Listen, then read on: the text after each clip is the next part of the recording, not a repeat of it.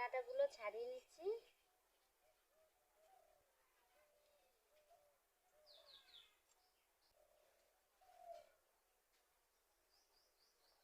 আলু আর সজনে ডাঁটা কাটা হয়ে গিয়েছে, পরিষ্কার করে ধুয়ে আনবো। কুমড়ো দিয়ে আজকে কুমড়ো আলু আর চিটি কাঁকড়া দিয়ে রেসিপি করব। দেখো আমার পুরো ভিডিওটা। আমি কুমড়োটা কেটে নিচ্ছি।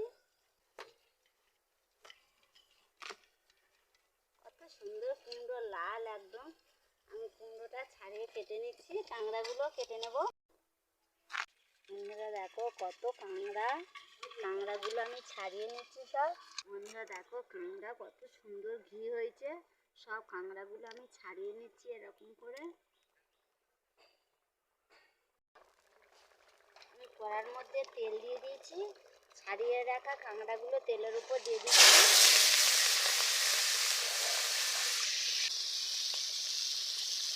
লবণ দিয়ে দিচ্ছি স্বাদ মতন, হলুদ গুঁড়ো দিয়ে দিচ্ছি, দিয়ে আমি ভেজে নিচ্ছি। কাঁকড়াগুলো হালকা করে ভেজে নিচ্ছি। কুমড়ো আলু দিয়ে কাঁকড়ার রেসিপি করবো। আমার কাঁকড়াগুলো ভাজা হয়ে গিয়েছে, নামিয়ে নিচ্ছি। কাঁকড়া ভাজা ওই কড়ার মধ্যে আমি তেল দিয়ে দিচ্ছি, পেঁয়াজ দিয়ে দিচ্ছি, কেটে রাখা পেঁয়াজ,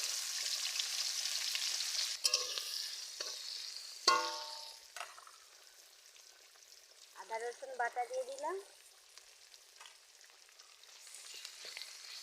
আদা রসুন বাটা পেঁয়াজ সব একসঙ্গে ভেজে নিচ্ছি। কেটে রাখা টমেটো দিয়ে দিচ্ছি,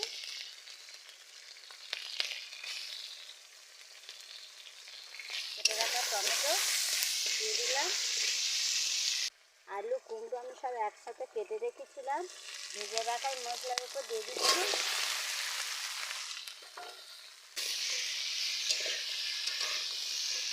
আমার মতো লবণ দিয়ে দিলাম, পরিমাণ মতন হলুদ গুঁড়ো দিয়ে দিচ্ছি, লঙ্কার গুঁড়ো দিয়ে দিচ্ছি। কষা হয়ে গেছে, অল্প একটু জল দিয়ে দেবো।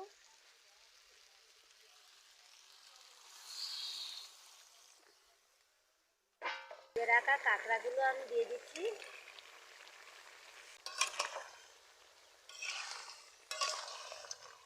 চিনি দিয়ে দিচ্ছি অল্প একটু। তরকারি হয়ে গিয়েছে, নামিয়ে নিচ্ছি। কাঁকড়া আলু সজনে ডাঁটা দিয়ে রেসিপি হয়ে গেছে। কাঁকড়া আলু কুমড়ো